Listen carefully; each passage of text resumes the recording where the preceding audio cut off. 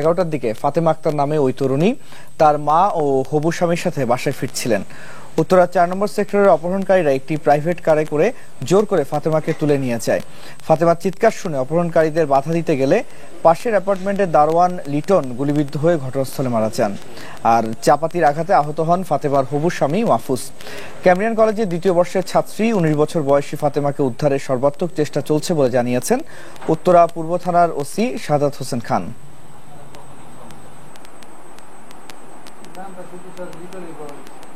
ওনারা রাস্তা দিয়ে হেঁটে যাচ্ছিলেন, একটা গাড়িতে ওনার মেয়েকে উঠে নিছে, তখন উনিও বাধা দিচ্ছে। চিৎকার শুনে পাশে থেকে একজন দারোয়ান আসছেন, ওই দারোয়ানকে গুলি করে দিচ্ছে।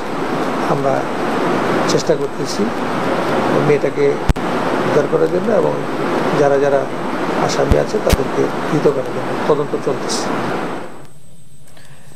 বেতন ভাতার দাবিতে রংপুর বেগম রোকেয়া বিশ্ববিদ্যালয়ের VC professor doctor AKM Nurun নবীকে অবরুদ্ধ করে রেখেছে কর্মকর্তা কর্মচারীরা। বৃহস্পতিবার দুপুর থেকে নিজ কার্যালয়ে অবরুদ্ধ রয়েছেন একেএম নুরুন নবী। আন্দোলনকারীরা জানায় 1 বছরেরও বেশি সময় ধরে বিশ্ববিদ্যালয়ের 138 জন কর্মকর্তা কর্মচারী বেতন ভাতা পাচ্ছেন না। এ ব্যাপারে কয়েকবার আশ্বাস শোনা গেলেও বেতন ভাতার ব্যাপারে কোনো সুরাহা হয়নি।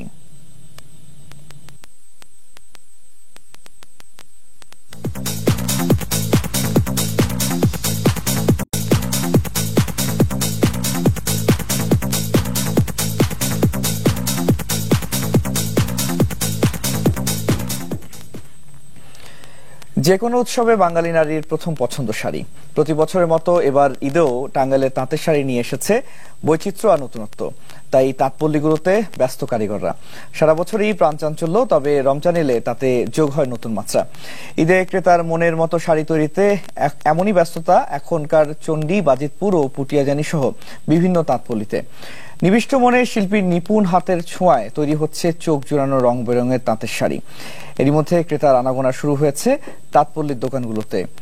সুতি, Jamdani, soft silk, Dhansiri, Baluchari, gas silk, স্বর্ণ কাতানের মতো বাহারি ডিজাইনের শাড়ি কিনতে দেশের বিভিন্ন স্থান থেকে আসছেন পাইকারি ব্যবসায়ীরাও।